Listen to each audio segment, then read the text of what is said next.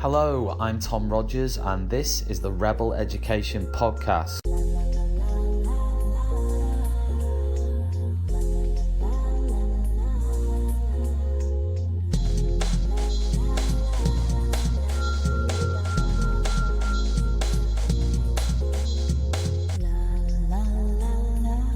Hello, everybody, and thanks for joining me for another episode of the Rebel Education Podcast. This episode is sponsored by Pupil Progress. If you want to visit their website, they're at pupilprogress.co.uk, and they offer exam-specific tracking software for all subject areas and schools. Today, I'm going to be joined by Kate Jones at 87 History, and we're going to be discussing tech in schools. We've got a number of topics that we're going to run through around this theme of tech in schools. Kate, do you want to introduce yourself on the podcast? Hi, I'm Kate Jones. I'm a history teacher, middle leader, originally from the UK, but now I teach in Abu Dhabi in the United Arab Emirates. Secondary history teacher like yourself, Tom. We've got lots of things in common, international history teachers. Perfect. And absolutely. We've both decided to go international. I'm currently in Slovenia, having been in Spain for 2.5 years, and obviously yourself in the Middle East. I was going to ask you, actually, just going back maybe to talk about how you actually got into teaching in the first instance and how that came about. Yeah. Well, I started teaching really young, actually. I went to levels, university, PGCE, so I was in the classroom training at the age of 21. I did work experience in a primary school and I loved it, but I also loved history. I wanted to carry on studying history, and I thought I really love teaching, but there's probably subjects I don't really want to teach. So that's why, as a primary school teacher, that's how I became a history teacher. So that was it. It was, I've been teaching now, give my age away, but 10 years it'll be since I was training. Job in Wales, North Wales, again, like yourself, North Wales. Yeah. That was amazing. I taught other subjects as well. I did a bit of Welsh. I did politics. I was head of RE. So even though I wanted to teach history, I'm quite flexible. But then, 3 years ago, I came out to the Middle East.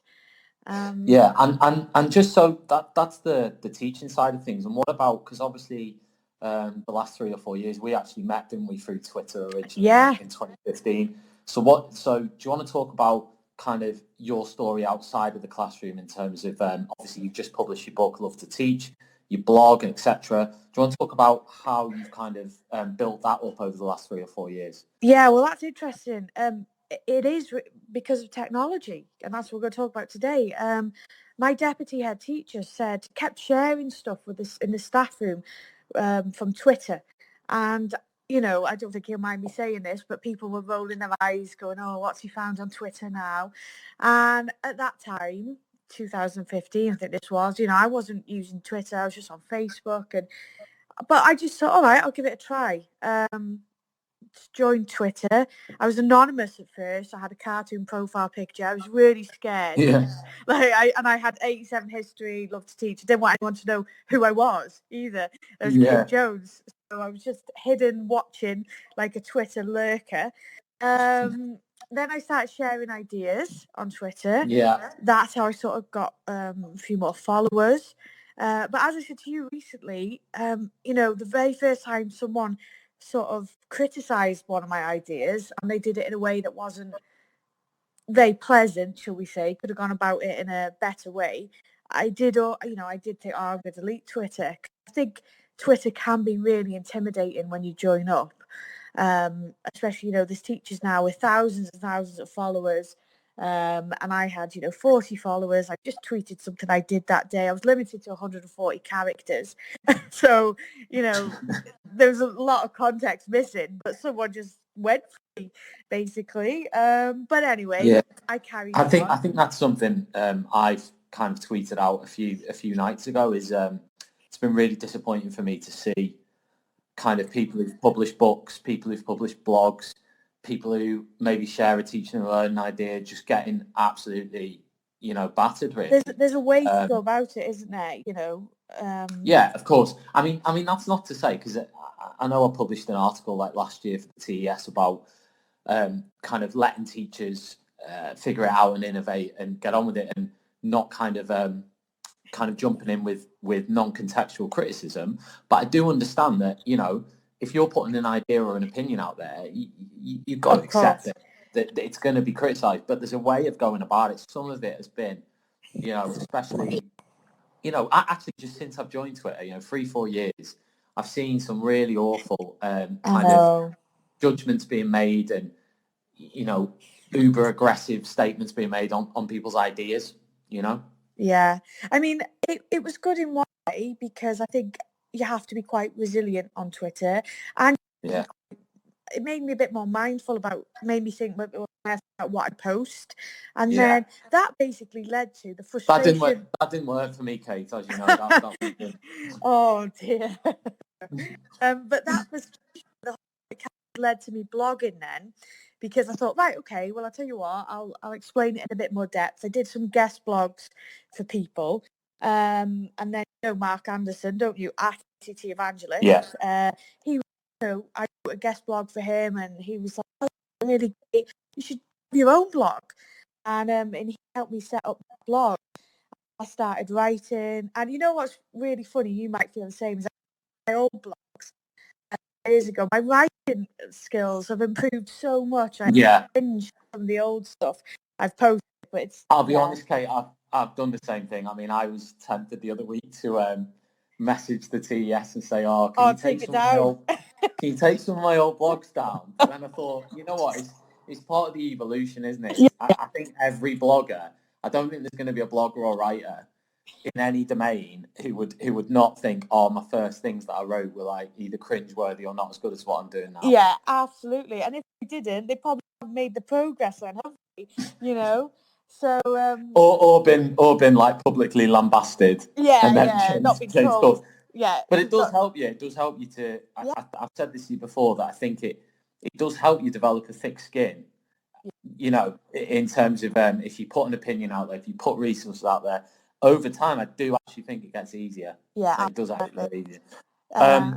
So anyway, I mean that's brilliant in terms of your background. And the only other question I was going to ask you, obviously, before we move on to the topic of this podcast, which is all about the use of tech and some of the debates around the use of tech in schools as well. Yeah. Before we do that, I was just going to ask you, and how on earth does anybody get the time to write a wonderful book like yours? How did you do it? Because I enjoy writing blogs and everything, but if I try to commit to sitting down and writing, I don't know, 60, 70,000 words or whatever, it's hard. So how did you do that? Yeah, it was really tough. And my priority was teaching came first. And I'd really like to think that all my colleagues and everyone I've worked with at Brighton College Alleyne would say that I didn't let my teaching slip. I always did reports, met deadlines. That's the first. I wasn't writing a book and forgetting about my classes. So the book took way longer than expected. I remember messaging John Katz. Yeah, I think I'll have it done by January. And January I was like, oh yeah, I haven't done nowhere near as much. And that was one of the first conversations I had to have was, can I not have a deadline? And he would message that, how you getting on? But I didn't have a specific deadline to work to. From when I was in the contract when we published it, it was over a year later, and I'd say that I went through phases of writing a lot, and then months without writing anything, and then that made my book a little bit disjointed because I had a break from it and it wasn't flowing. So then the summer holidays was where it was really intense, practically every single day, but that was good, a really good opportunity. So yeah. Kate, you're fading a little bit. Sorry, am I back? Okay. Yeah. I was just saying, I mainly did it in the summer holidays. Really, that's why I couldn't do it like another one right now, and the reading has taken the referencing in the book has been over 5 years worth of reading, and notes. Yeah, that's an unbelievable. Yeah. That's an unbelievable effort, to be fair. Yeah, it's tough. It is really tough. But and obviously Yeah, Yeah, there's a chapter in the book about edtech, isn't there? yeah, And I've read that chapter, and we're going to touch on some of the kind of things that you were saying in there in this podcast. But one of the first questions that I want to ask you, see what your view is mobile phones in schools, because this is a really hot topic at the moment. yeah, it is. So, what's your kind of view? I mean, should we be banning mobile phones from schools? Well, first of all, I just sort of feel like it's really important to clarify that you can ban mobile phones, but it doesn't mean that you're not using technology as a school. So if a school has one-to-one devices, like an iPad for every child, then there are still some of the same issues you're going to have with mobile phones, but not all of them. So this is the thing. I think some people, when they hear, oh, it's disgusting that schools have banned phones because technology, we can't escape it. But that's not to say they are banning technology. Do you understand the point I'm Yeah, making? I Um, do. the thing with school in phone, that is so much harder to monitor because we can't say, right, let me go search your history, let me look at your messages. That's someone's private device, and some teachers are uncomfortable taking a mobile phone, but when it's a school device, we can do those things. So there are big differences about it. I'd probably change my mind on this, and I'll probably change it again. But the more I read, the more I can understand the arguments for banning mobile phones in the because they are a distraction. There's child protection issues as well, for both, like we're vulnerable with devices, but I'm not anti-technology. I just think there's ways to do it, and the reason that we it's in the news, isn't it, about Australia, like following France banning phones. Um, Yes. that's mainly linked to like cyberbullying, the issue in Australia, the Victorian government. I was reading about that, and their biggest concern is cyberbullying. Okay, that's fine, but cyberbullying will exist outside of school hours, Yeah, of so course. it's not going to solve everything by banning mobile phones in a classroom, but it might help with some issues. So It's not. I that, mean, do you though believe in this argument that you can teach a teenager to self-regulate when it comes to the use of their phone? time for learning to say, That's what I'm saying. That's what I'm no, saying. I mean, yeah, for me, I struggle, and actually, I read a bit of research just last week. It was John Tate actually who shared it on his LinkedIn, and yeah, it was saying that students they did an experiment where students were put in a classroom and the phones were actually turned off, um, but they were on the desk. So they were there, but they were turned off, right? And they also did another one where they were in the bag. So it was turned off and it was in the school bag, but it was in the room. Um, and they found that the mere fact the phone was in the room had exactly the same effect in terms of productivity and concentration yeah, as if it was like on and in the person's hand or next to their work. There was very little difference. The only difference that was made was where the phone was literally, at home or in a locker or like literally out of touch. It was basically saying if you see a phone, your yeah, productivity goes down. If you just see it, if you see your own phone, your productivity goes down. Had an interesting tweet as well earlier, which the comparison was, well, what about kids doodling with yeah, a pen and paper? yeah, But I don't think personally the draw of doing that is as much as checking Instagram or checking WhatsApp or whatever. I don't yeah, think the draw is half as much in that respect. Of course, I agree with you as well. Is that this is, I'm very pro tech, and I think there's a real danger on Twitter that we pigeonhole. Uh, we don't want any tech around kids. Well, obviously not. Um, but mobile phones for me are. I mean, at my previous school in Spain, I had a zero mobile phone policy, and I have to yeah, say it was superb. I have to say, and actually, none of the kids. I never saw a child in the school complain. I never heard a child say, "I wish I had my phone. Can I get my phone? Why haven't I got my phone?" I never came across that. the children were, in my experience, from my previous 2 schools in the UK that didn't have a kind of zero phone policy, concentration levels were higher, focus was higher, distractions were less, and at break and lunch, for example, there was no temptation to get involved in any silliness on their phones in terms of bullying or and they were actually playing, playing sports, or nobody was kind of stood there, sat on a bench, just scrolling through social media.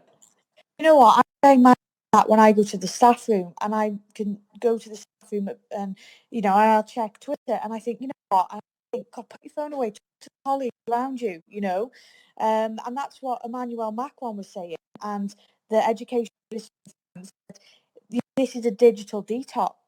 We're not saying they won't use technology, but their phones are locked away, and we need. They said, I read this article. They said, hopefully, it will make us all reflect on our own use of technology and our own screen time. Something to be really mindful of. But it's basically, the gap is getting bigger. This is a controversial debate. You've got some schools that are, going paperless. Everything is digital. Everything is bring your own device. And then you've got others where you've got this.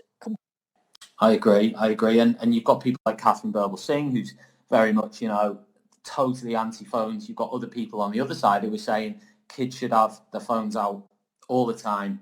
They should be on the desk. They should be using them for learning all the time. I can see. I mean, for me personally, I'm erring much more on the side of banning them in schools. But on the other hand, I can see in a very regulated environment how they'd be useful. But one thing I'm absolutely certain on is other forms of technology. Get them in there, isn't it, and use them as much as you can. I agree. I think for me, it's just using the easiest tool. It's just using the easiest tool that we have. And for me, PowerPoint's just a really easy tool to present things and use. I know there's a lot of talk about kind of board work and being elegant and everything, which I like as well. But I just feel, it's a really useful, easy tool to use. And again, you don't want to be Luddite about it. You want to use the best tool for learning in class. Conferences quite a lot. I always see teachers presenting with PowerPoints as well, and I got to point out the irony when people are very anti-technology and they're writing on Twitter and they're writing a blog about how they hate technology, and lots of, because you're writing a blog and you've got a big network because of technology. Technology's transformed CPD, and it's transformed. I haven't got a book deal without technology, without Twitter, without blogging. I wouldn't know about all these events. I wouldn't know all these people. So, I just have to be cautious of it, but we've got to accept the reality that comes with technology as well. Agreed. And the other thing that I was going to ask you about, because I mean, I agree with everything you said there on kind of PowerPoint and this kind of anti-tech. There's a bit of an anti-tech movement in some parts. Tom, come on. We can't agree on everything. I don't know if I can't do it at the debate. moment. Okay, you're doing very, very well. The other thing I was gonna ask about was kind of apps and things that you can use in class if you've got the technology. Now, obviously, a lot of schools might not have the one-to-one facility or anything else to do it, but maybe different apps you could use, even if it was setting a homework, even if it was something that students could use at home.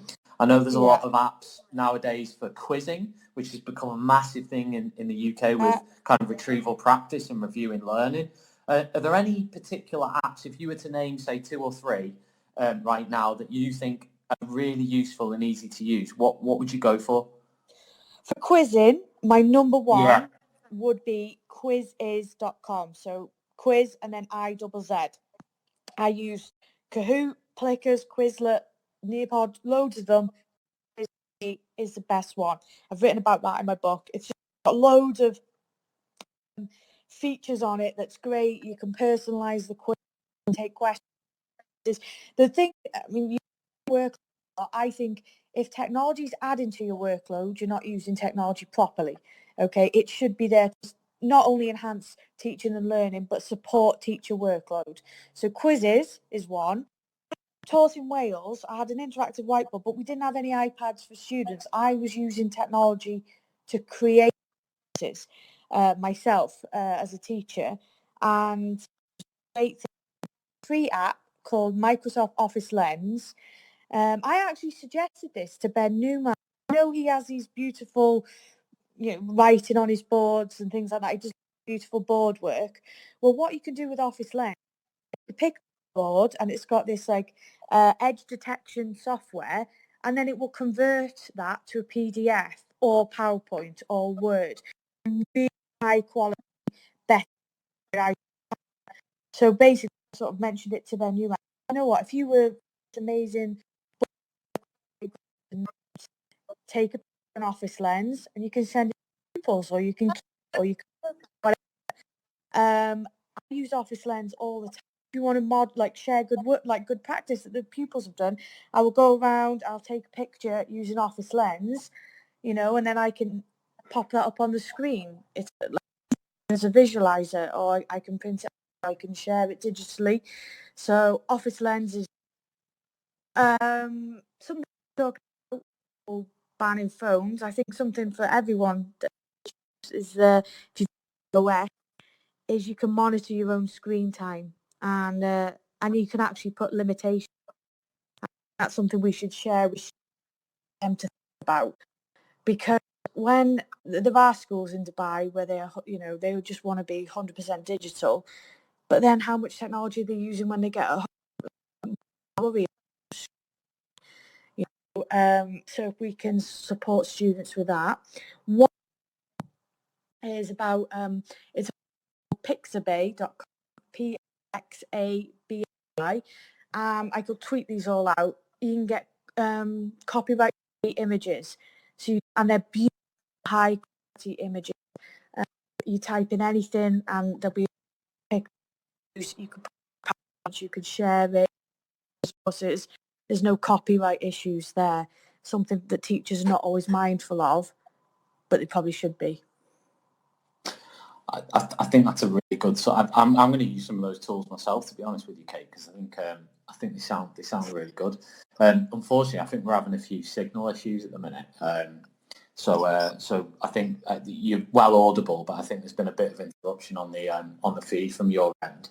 So I'm just thinking now, if you know, it's okay. I mean, I could hear everything you said, but just other people maybe not as much. Struggling, yeah. Yeah. So if you wanna call back in, if I take you off the call and call back in, and that should sort out the issue, and we can hopefully carry on the conversation. I'll just keep gabbing while you're putting a cup of coffee on. Back in.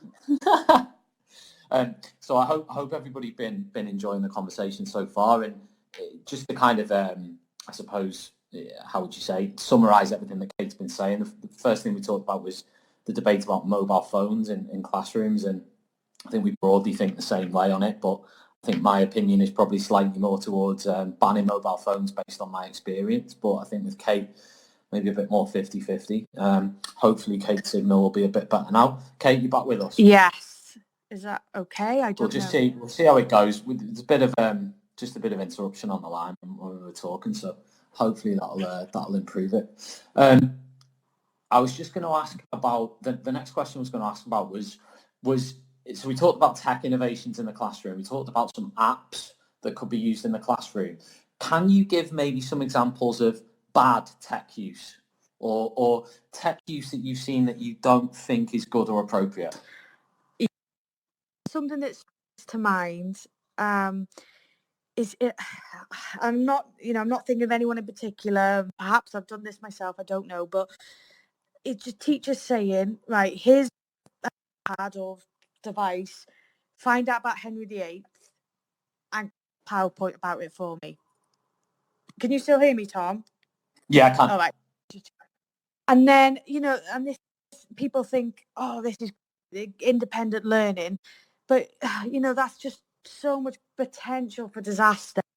There's called Paul Kirshner. He's in the, research field. And he wrote about the butterfly effect, what he called the butterfly effect. Actually, someone else did. But anyway, we'll get into Paul Kirshner wrote about the butterfly. Basically, it's where students are on the internet, they're looking at something, they come across a hyperlink, they click to that, they read that, they see another hyperlink, they click to something else, and basically they're like butterflies floating around the internet, and they forgot what they started at, their starting point was, because they're just so distracted and they haven't finished one article before they've gone on to the next. And if I said that, right, okay, create a PowerPoint about the life of Henry VIII, they may focus on, his 6 wives and not the English Reformation or his desire for a male heir, because, or what they find on the internet might not be age appropriate. It might be too advanced, or it might be a primary school thing. It might just be, and then they may spend all their time developing an iMovie or PowerPoint. And then what's the focus? Is it creating, a very impressive visually iMovie, or is it to find out about Henry VIII? So it's just how we use technology is we've got to give students more support and guidance. Saying we can't say go away and something. What I would suggest is, very clear success criteria or areas that you want students to find out, QR codes, so that, they can go to a specific website that is accurate and got the right amount of depth, not something like, Wikipedia. And I'm not saying that we shouldn't say that they present their skills, but we need to be mindful of that. Students could spend a lot of time just looking at fonts and, all the side things that go with it, when actually it's the history lesson, and want it to be, I'm going to drop it, knowledge rich and content rich. And we've just got to sort of balance.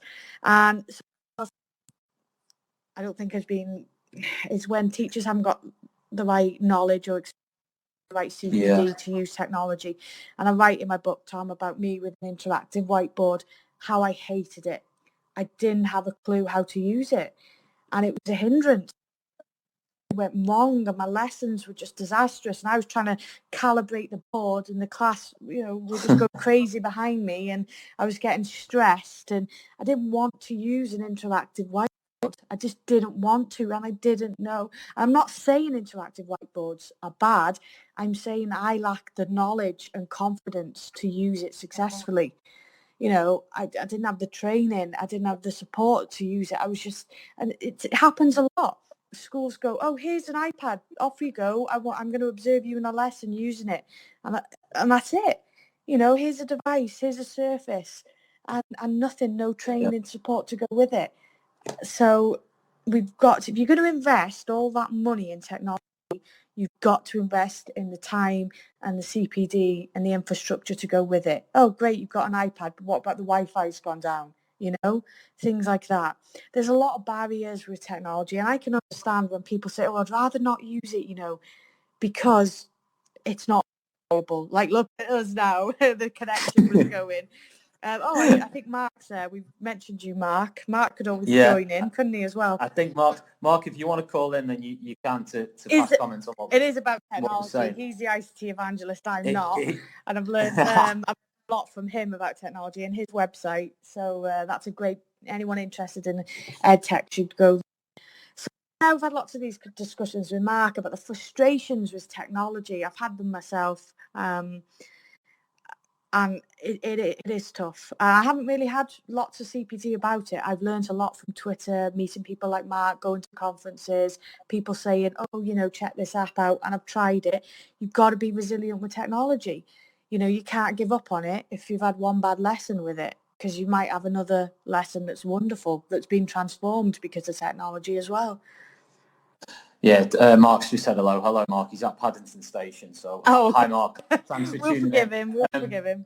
I mean, I'll be honest with you, Kate. One of my worst tech experiences ever, and I probably shouldn't say this on the live podcast, but I will.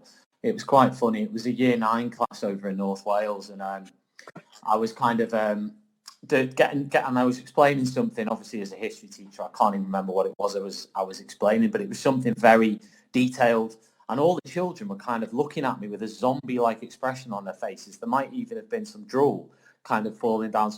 And I was thinking, well, I didn't think this was this interesting. I'm quite surprised that they're looking at me like I'm revealing the meaning of life. And as the time went on, it must have been a couple of minutes, the whole class were mesmerised. And then there was a bit of kind of a couple of giggles. And I thought, well, the history of kind of Serbia and Bosnia in 1908 isn't it's not that funny nationalism. But anyway, we're talking about it, and suddenly I turn around, and obviously the map that I've used had obviously brought up some pop-up ads behind it. Oh no. No, Tom. No, I'm not going to say what was on what was on the kind of repetitive GIF that was kind of parading itself behind this map. It was like a border, Kate. It was like a border around the map. But anyway, that's the dangers of tech, isn't it? It's not, and this comes back to what you're saying about teachers not having the time to prepare a lesson with technology. Because how many times have we seen, use this app, use this website, use this whatever? Fantastic. But I need an hour or two to get my head around that website so then I can actually use it with students, and I know how those students can use it. And I think that's such a pitfall that schools that buy in technology fall into. Is we've got the technology, we've got the correct apps, we've got the lists of websites, we know our students can use technology brilliantly, but what about the pedagogy? And I know that's something that Mark's talked about when I've seen Mark speak at different events like the Bet Show and stuff. Is the pedagogy with the tech. And I often think that if you're going to do that, you might as well not have any tech. If you're going to, it's actually better, I think, to have zero tech than to have tech and use it badly. Of course. Because then you're going to spend a shed load of money. And you're probably going to get worse results. Do you agree with that? I mean, absolutely. And lots of people I know would agree with you who love technology. Steve Bambury, if you don't follow him on Twitter, you should. He loves. So, he's actually left his teaching job to work with reality and education. Now, that's different out here. We, the schools have got money for headsets and things like that. I understand that virtual might seem a long way for other students. The stuff he's doing at Chess to buy is incredible. That's really amazing. But, he's really interested and passionate about it. He, goes into classrooms and will team teach. He won't just say, here's a headset.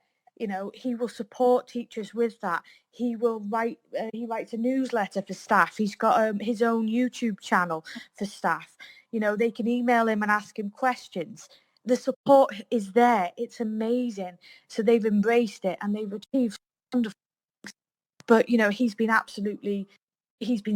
to that in his role, which went from teacher, where he was experimenting, developing his confidence with virtual reality, to be like a director of technology and innovation, which was very much a supportive role with technology.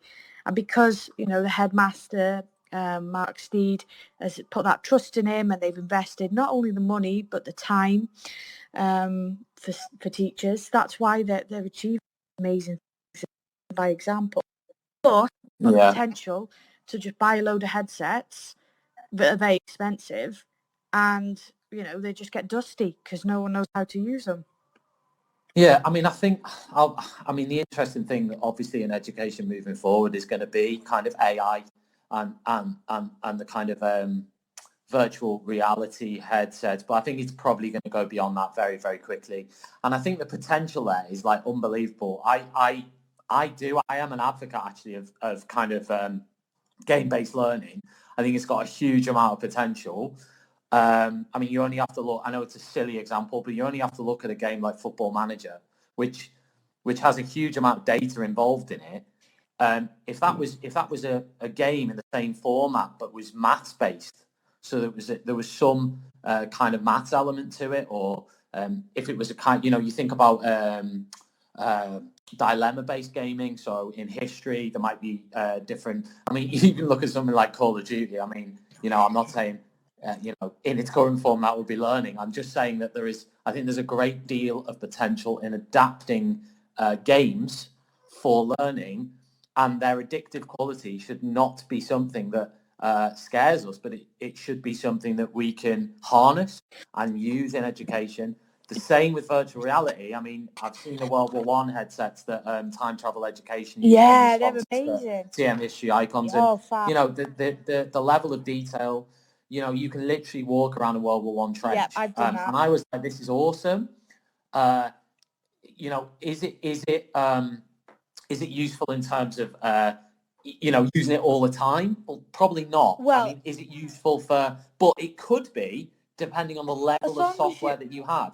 Use it isolated, that just virtual trench, and then expect them to, yes, learn a lot, and they might, it is diverse, but I would combine that with methods as well.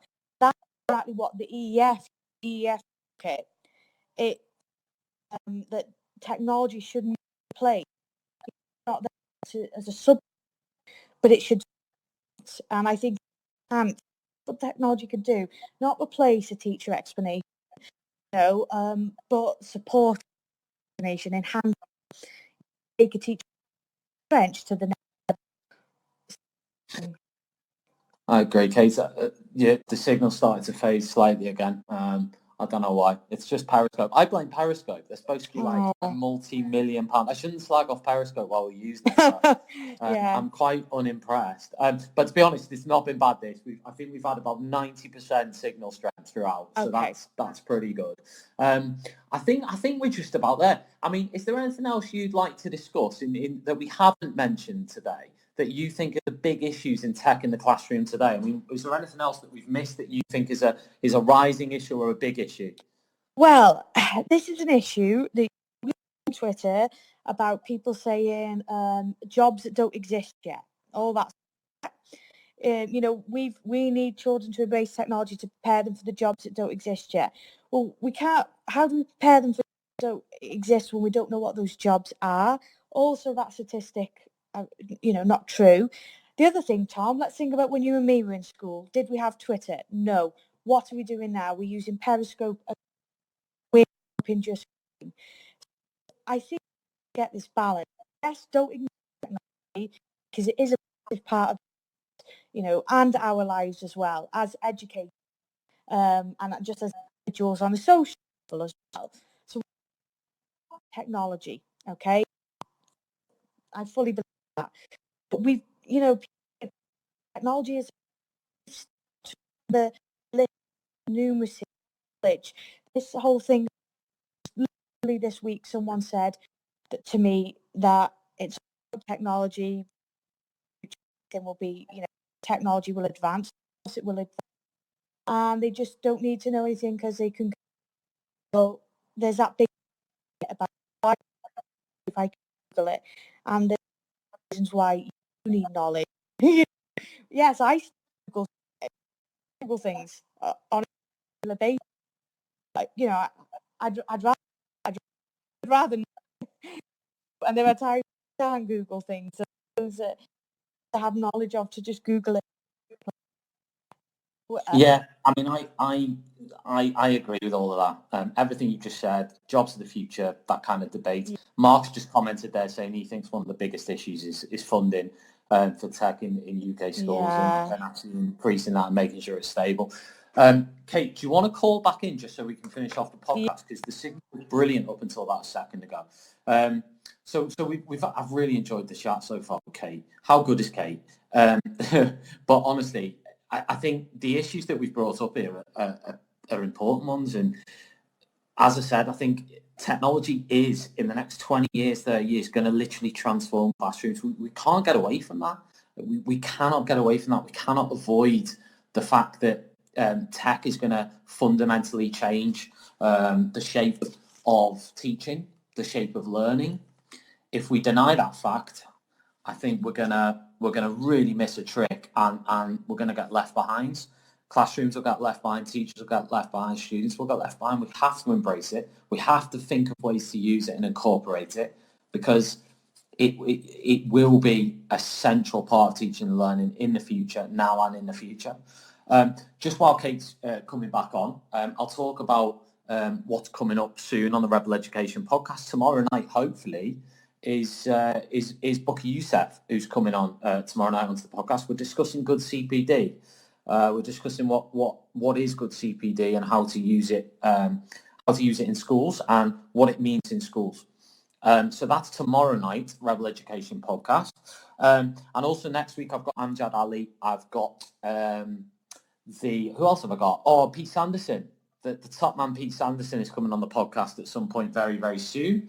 James Pope, head teacher from BBC Schools, is coming on very soon as well.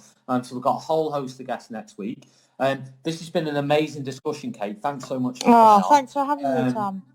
You've been an absolutely awesome guest on the podcast. I've got a massive amount out of talking to you. I always do. Thanks for giving up an hour of your time. I appreciate This podcast was sponsored by Pupil Progress. If you want to visit their website, you can go to pupilprogress.co.uk, find out more about their exam-specific tracking software. Kate, any plans for this evening? No, I mean, I'm a few hours ahead of you in Abu Dhabi, so I'll be going to bed soon.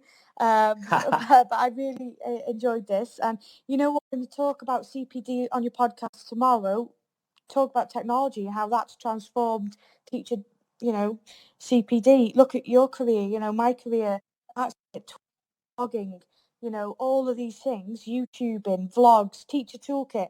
What a great example he is of someone whose career has been completely transformed because of technology. So on a different level, not in schools, but for us as teachers, it's fabulous, isn't it?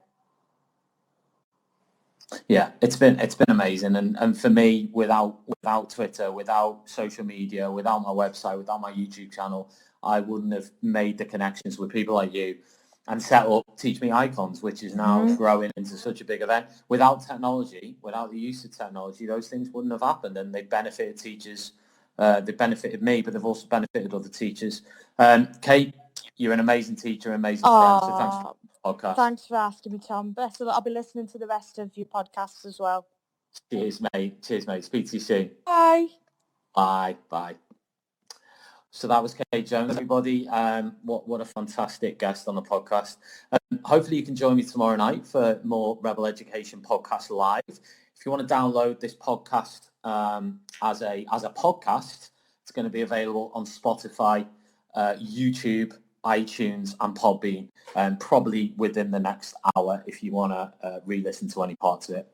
Apologies for the tech issues. I'm working this out as I go along myself because I only started the live versions last Thursday.